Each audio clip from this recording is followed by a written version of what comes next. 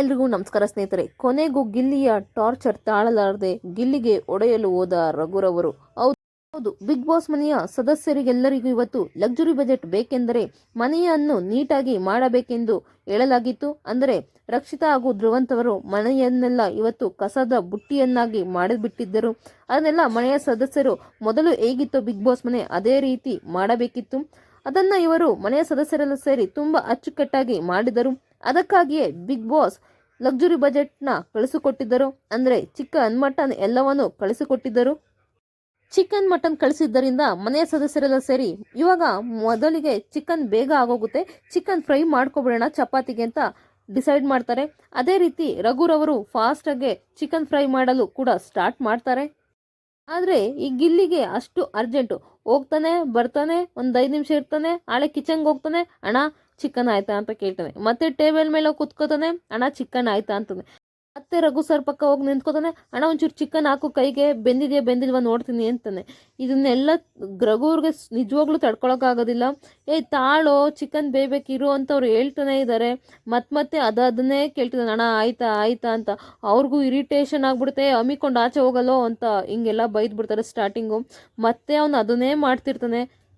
ಅದಕ್ಕೆ ಈ ಸಲ ರಘುರವರು ಜಾಸ್ತಿ ಇರಿಟೇಷನ್ ಆಗಿ, ನಾನು ಈ ಶೋಯಿಂದ ಈಗ ಹೋದ್ರೂ ಪರವಾಗಿಲ್ಲ ಹೊಡೆದ್ಬಿಟ್ಟೆ ಹೋಗ್ತೀನಿ ಅಂದ್ಬಿಟ್ಟು ಗಿಲ್ಲಿಗೆ ಹೊಡಿಯೋಕ್ಕೆ ಹೊರ್ಟೋಗ್ತಾರೆ. ಆಗ ಸಡನ್ನಾಗಿ ಪಕ್ಕದಲ್ಲೇ ಗಿಲ್ಲಿ ಪಕ್ಕ ಕೂತಿರ್ತಾರೆ ರಜತ್ರವರು.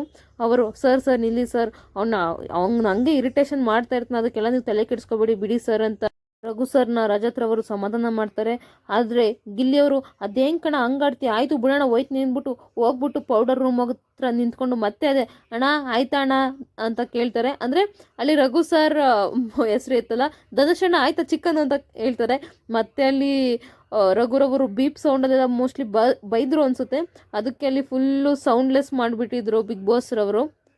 ಇಲ್ಲಿ ರಘುರವರು ಅಂತ ಅಲ್ಲ, ನಾವುಗಳ ಮನೆಯಲ್ಲಾದರೂ ಅಷ್ಟೇ, ನಾವು ಯಾರು ಮಾಡ್ತಿದ್ದಾಗ ಆಯ್ತಾ ಆಯ್ತಾ ಅಂತ ಪ್ರತಿ ಸಲ ಕೇಳ್ತಿದ್ದಾಗ ನಮಗೂ ಕೂಡ ಅಷ್ಟೇ ಇರಿಟೇಷನ್ ಆಗುತ್ತೆ.